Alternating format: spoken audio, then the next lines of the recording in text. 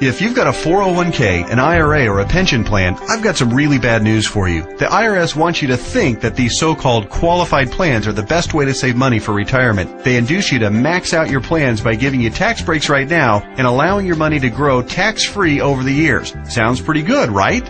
Wrong. The fact is that putting money in your 401k or IRA is almost the worst thing you could do for your retirement, because you're going to be taxed out of your gourd when you finally retire and need the money the most. Then, when you die, guess what? The IRS will hit you with a double whammy. They'll tax your estate when you die, then they'll tax whatever is left again when it is inherited by your heirs. And on top of the tax problems, you'll also have to deal with market volatility that can kill your portfolio. Just think about 2001 and 2008. What if there were a way to avoid tax burdens at retirement, avoid portfolio-killing down years in the market, and virtually eliminate any worries you may have about outliving your money during retirement? On this video, I want to show you an IRS-approved class of tax-friendly retirement savings vehicles that beats the pants off your IRA, 401k, or pension plan. They've been around for years, are offered by the oldest, largest, and most financially stable institutions in the world, and allow your money to grow tax-free, just like your current qualified plan, but has zero taxes when the money is dispersed at retirement. Think about that for a minute.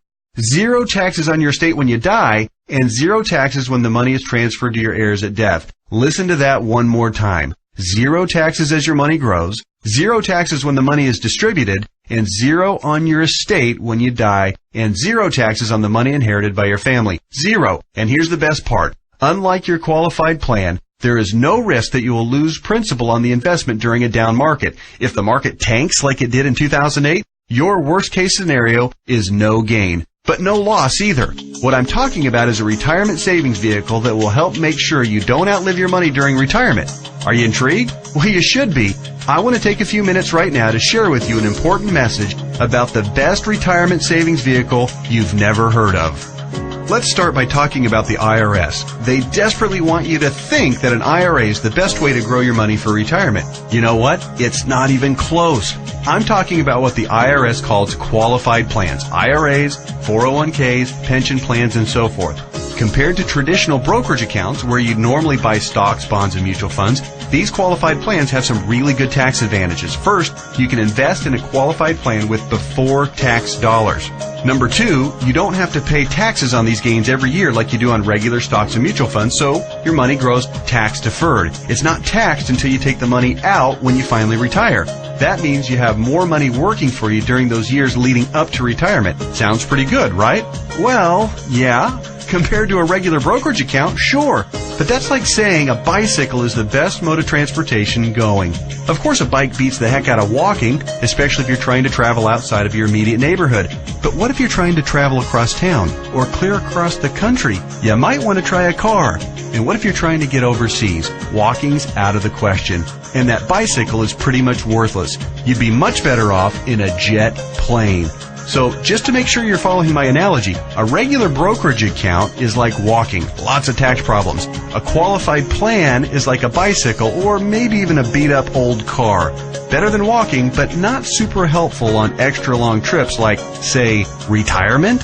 What I'm going to show you on this video is like having your very own top-of-the-line private jet, fully fueled and ready to go with your own personal pilot. Yeah, it's that much better. The key to really maximizing your retirement savings is to understand the difference between tax-deferred and tax-free.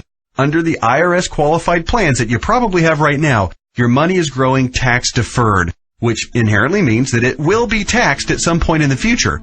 Guess when that point is? That's right, when you retire and need the money the most. You probably won't be working, tax rates will probably even be higher than they are now, and you won't have any IRS-friendly deductions for kids or mortgage interest if your house is paid off, which means that you'll be paying a huge percentage of what you take out to the IRS in taxes, which, of course, reduces the amount that you have to spend for living expenses and lifestyle.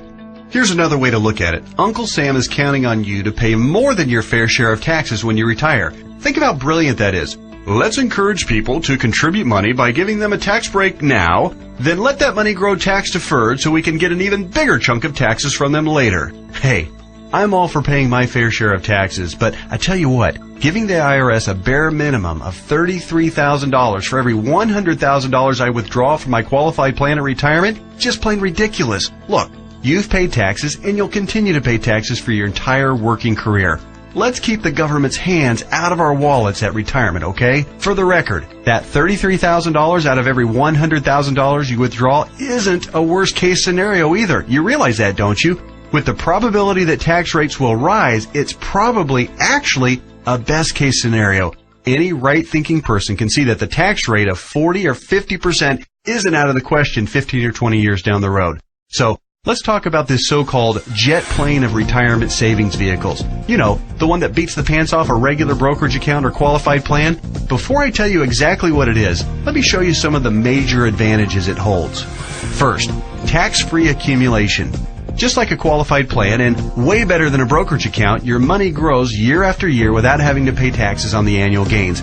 Compound interest can then work its magic, which allows your money to grow bigger and faster. We don't need to have a discussion about compound interest, do we? If you're not familiar, just go to Google and type "the greatest miracle of growing money ever known to mankind" and find out about the greatness of compound interest. Second, tax-free distribution. Here's where your current qualified plan starts to look really bad.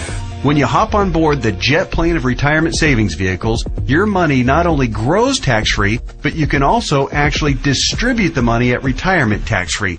That means that on the same $100,000 distribution I just talked about, you keep all of it, regardless of the then current tax rate. 30% tax rate? You won't care. You'll pay no taxes. 40 or 50% tax rate? Let everyone else worry about that. Your retirement savings can be used tax-free. $100,000 means $100,000 to spend, not $67,000 or less. Which do you prefer? Third, tax-free transfer. With a qualified plan or with a regular brokerage account, your money will likely be taxed twice when you pass away. Once on the amount left in the account when you die, and then again when your heirs receive the leftovers as income. Great for the IRS, horrible for your estate. The jet plane of retirement savings vehicle lands smoothly here too. No death taxes, no inheritance taxes. If you've got $1 million in your account when you die, your heirs get the full $1 million. Uncle Sam? Nothing. Transfer tax laws are, however, fairly complicated, and there's some exceptions and some limitations. So ask the qualified advisor who gave you this video to discuss your situation with you. Fourth, no risk of loss of principal. Remember when the stock market lost over half its value in less than 18 months starting in October 2007? Of course you do, because your portfolio probably lost half its value or more during that same time too. Did you start having nightmares about being 82 years old and still working part-time at Walmart just to keep food on the table? Your qualified plan has no way to protect you from that kind of market volatility and downside losses. Ouch! Not true with the jet plane of retirement savings vehicles.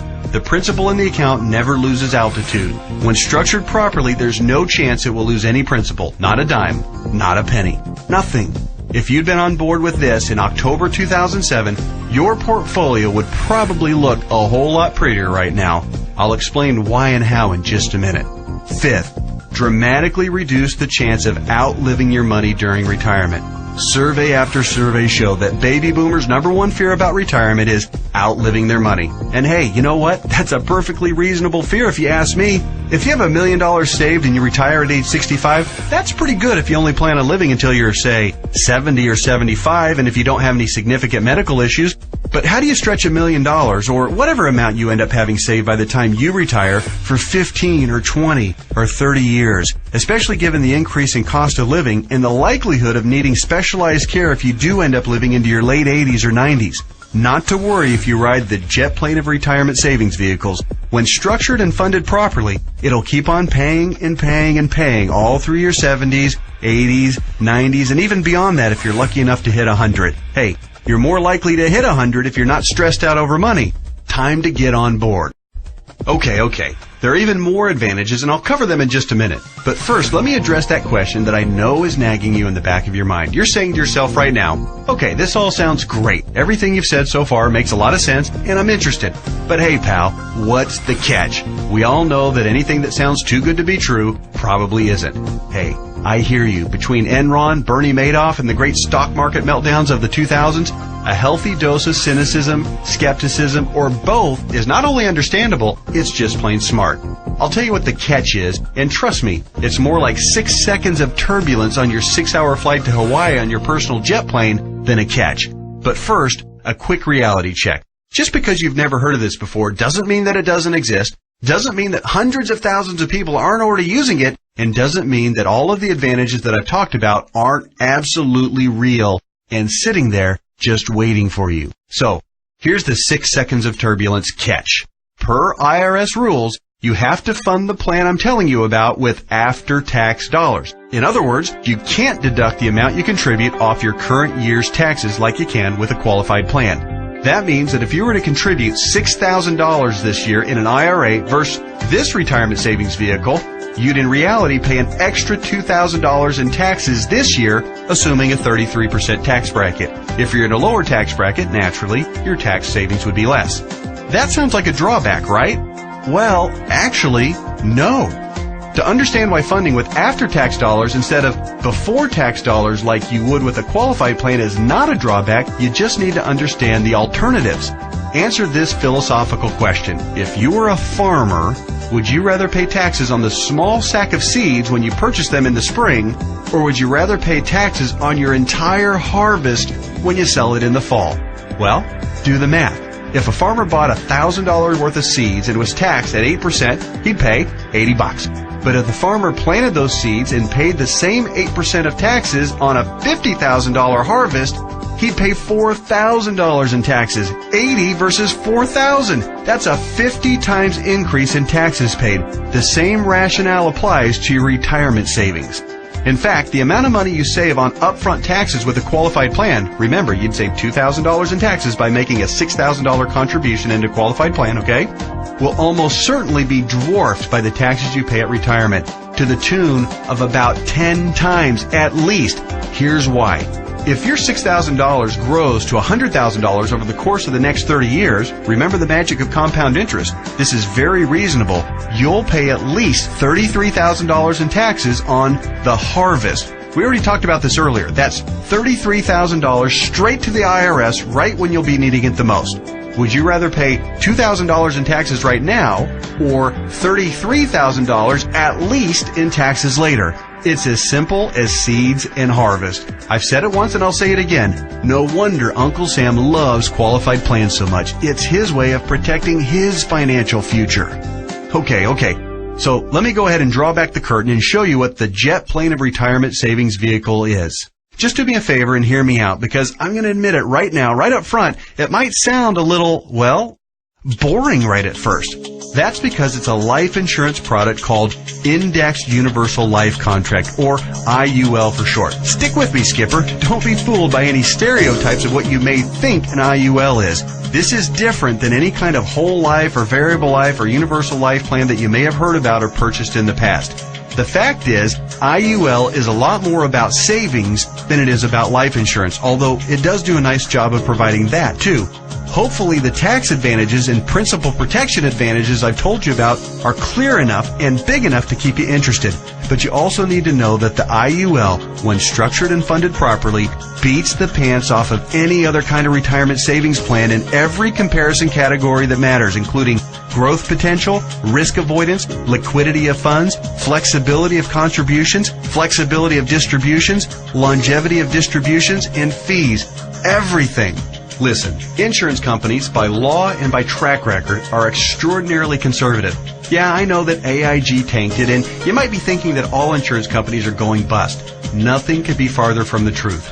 Life insurance companies that offer IULs, as a rule, have massive cash reserves. One company, as an example, had operating revenues in 2008, the worst year of the recession, of $14 billion. Earnings of $1.3 billion, and cash reserves at the end of the year of $12.8 billion. There's a reason people think of life insurance companies as old, stodgy, conservative curmudgeons, because they are.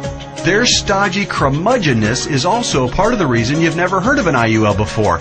Life insurance companies thrive with things like risk management, actuarial tables, and other boring life insurance stuff. But they don't know jack when it comes to communications. Go online right now and read their brochures. It's like reading hieroglyphics. Boring, painful, obtuse, hard to understand, and that's just the table of contents. But that doesn't mean that this product, Indexed Universal Life, is anything less than magnificent for creating wealth.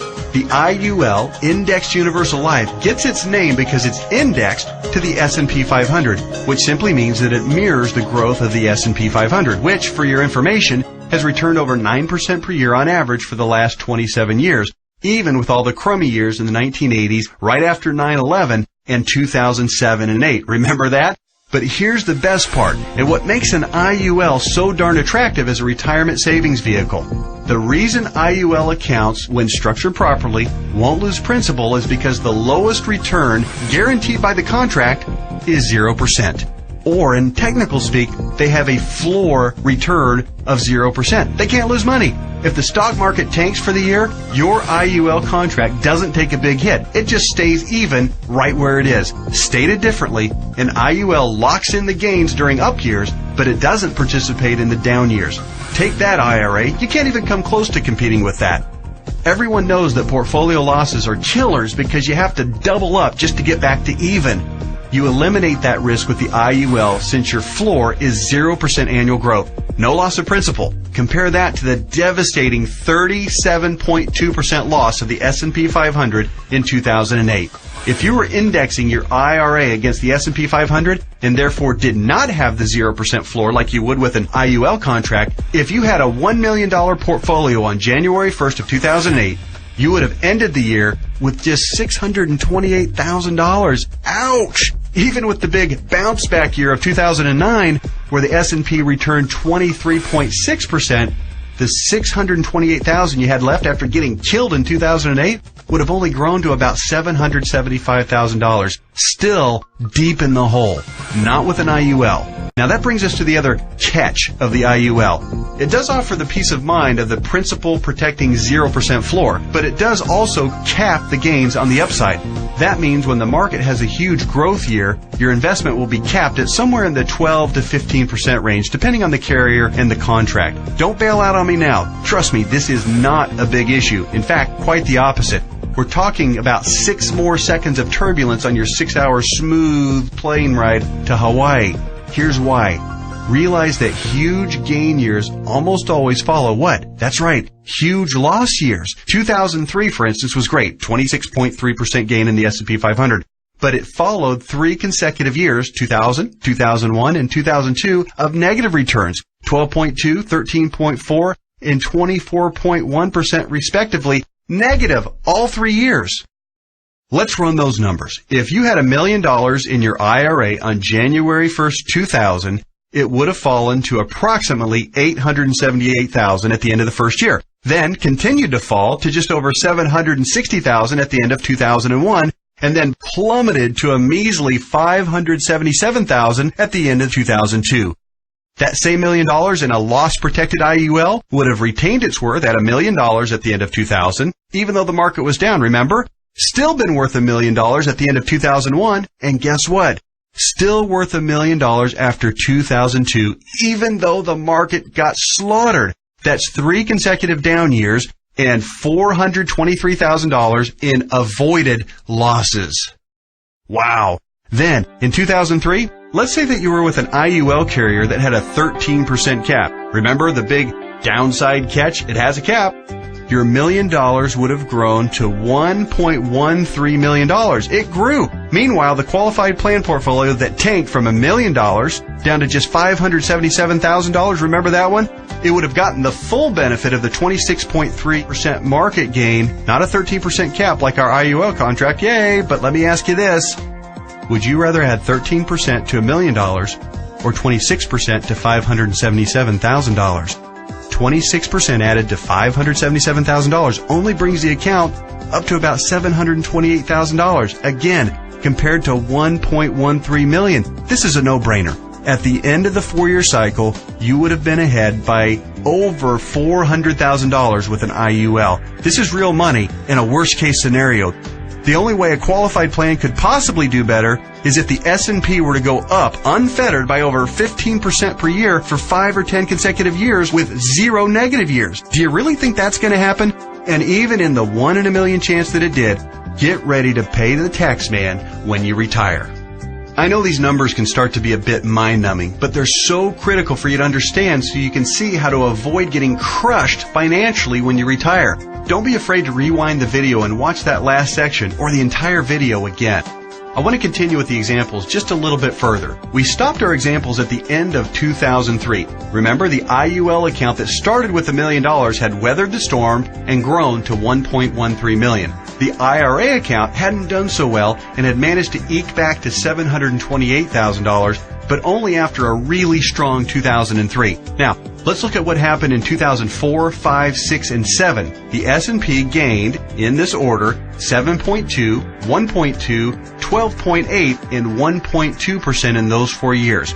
Your IUL account, since it's indexed to the S&P 500, and since all of the gains were between the 0% floor, remember that, and the 13% cap, your IUL would have taken all of those same gains, 7.2, 1.2, 12.8, and 1.2%. That would take your $1.13 million account right to around $1.4 million by the end of 2007. Pretty good, right?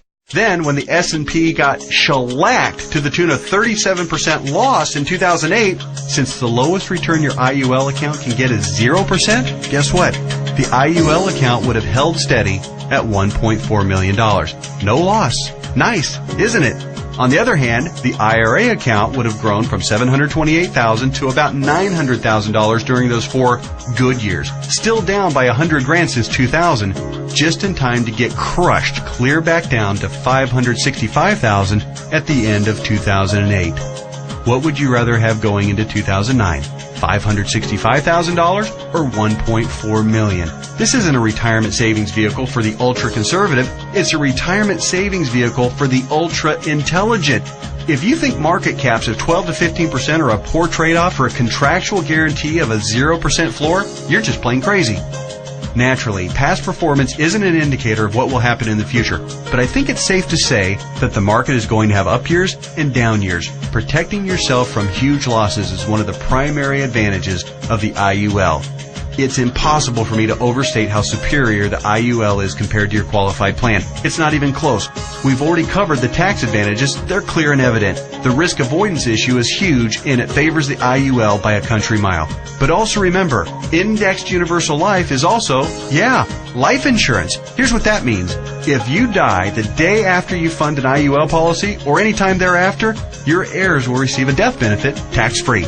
The amount of the benefit depends on the size and structure of your policy, but think about your qualified plan and brokerage accounts for just a minute. How much do they pay in death benefits if you were to die early?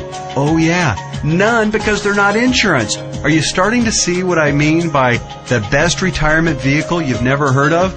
Hey, that reminds me. Let's talk a little bit more about why you've probably never heard of an IUL before. I already told you that one of the main reasons was that stodgy old insurance companies have horrific communication skills. But there's actually a bigger reason, which is financial advisors almost never talk about IUL. Why is that? Simple math. Only licensed insurance agents can legally sell you an IUL, and most licensed money managers and brokers are not licensed to sell insurance. In other words, the guy who sells you your IRA can't, by law, sell you an indexed universal life policy. And if he can't sell it, he can't make any money on it. End of story. Your financial planner's motivation is to get you signed up for an IRA or 401k and then make money on you for life as your investment grows. They don't care about your future tax burden. Why should they? Seriously, call your investment advisor on the phone right now and ask about an IUL. Chances are 99% he or she has never even heard of it. And if they have zero working knowledge of how or why it works. How would they know? They don't know insurance products. They like to think they have a corner on the market of helping people save enough money to retire, but they don't. They're selling skateboards, bicycles, or roller skates and pretending like the big, shiny private jet doesn't even exist. The fact is, the IUL is the best possible wealth accumulation vehicle for your retirement. For most people and in most situations, it simply cannot be beat for tax advantages, safety, growth potential, liquidity, and flexibility. Alright, just one more quick topic and then we'll let your licensed insurance professional take over and discuss all the fine point details as they relate to your specific situation. And that topic is the logistics of how the IUL works. It works like a life insurance policy in the sense that you make monthly or annual contributions into your account. You will work with your advisor to determine what the optimal amount is for your situation. It'll vary depending on how many years you have left until retirement, your financial goals for retirement, and your current financial ability. The money you contribute to an IUL, like we've discussed at length, will continue to grow tax-free. Unlike a qualified plan account, you may have access to your money at any time you want or need it without a penalty before or after you retire. That's what's called flexibility. When you do pass away, the balance of the account will be passed to your heirs tax-free, just like with any other life insurance policy.